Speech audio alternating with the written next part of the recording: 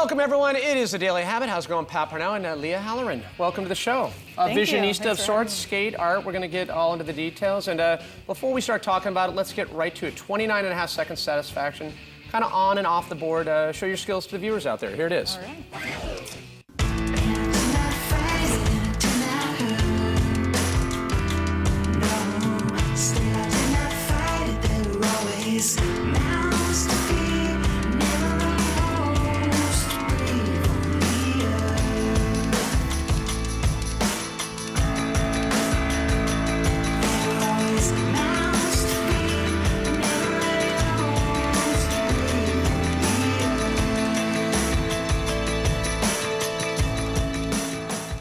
There it is, 29.5 seconds of satisfaction. Some images there from Dark Skate, which is a show that opens in New York tonight. Right. Some pieces originally in a London show, but we're going to get to that. Before we get into all your artistic endeavors, I want to get into a little bit of the background, because one of those skaters growing up, right? It started off as just a little grommet, right? Yep, that's right.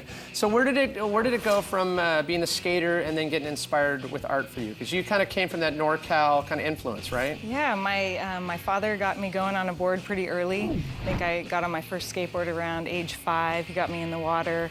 And it was something that I always loved doing. At the same time, I kind of always knew I wanted to do art and went to school for art.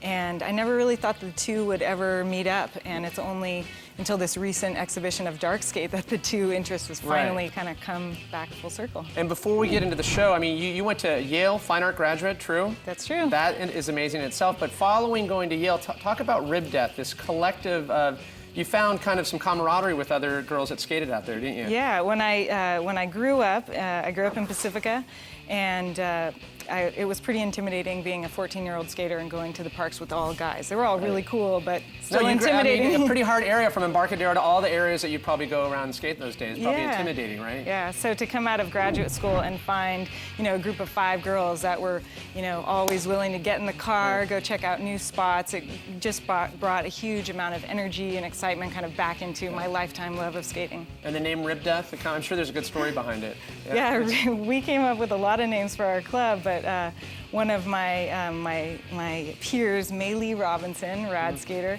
she was trying a rail slide. We were out at Simi Valley at the great skate park, skate lab, and kind of slipped and impaled or hit the side of her rib and ended up breaking her rib. And so we thought that was a pretty serious name for a skate club, Rib Death. So I want to get into the whole art side of things. Primarily used to be, or you still paint, but this show Dark Skate takes a photographic turn. That's something that's kind of a departure for you, right? Yeah, I've actually never taken photographs before. I've primarily just done drawing and painting, and this just was kind of a synthesis coming out of my last show in New York with my gallery DCKT Contemporary.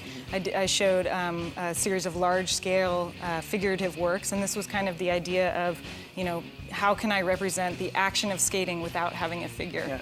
Well, you always talk about lines in skating, when you competitive skating, in terms of like, does someone take a Tony Trujillo line, but kind of influence from your dad from the surfing side of things too, in terms of the lines that can be drawn on waves, right? Yeah, I mean, my father is a huge influence in my current body of work. Just being a young kid wanting to jump into the water, and my dad would always hold me back and say, check out where is the current going, what are the tides doing, are you going to go left or are you going to go right? And I love that idea of kind of projecting your line or trajectory on the waves or in the skate park. And so this was, a combination. And a little challenging on some of the shoots. I heard, especially in Upland, there was kind of a challenge to get the shot that you wanted, right? Yeah, I mean, the shots are really challenging to take because they're all taken in the dark and we never know what we're going to get. Upland was particularly challenging due to the size of the park, but also we got kicked out by the guards. We had a lot of camera malfunctions, and we shot there 7 times. It's one of my favorite images.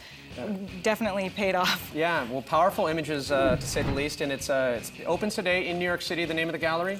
DCKT Contemporary. And runs till? September 13th. All right, Lia Halloran, thank you so much for coming. I encourage everyone to go check it out. We got more coming up. You're watching The Daily Habit here on Fuel TV.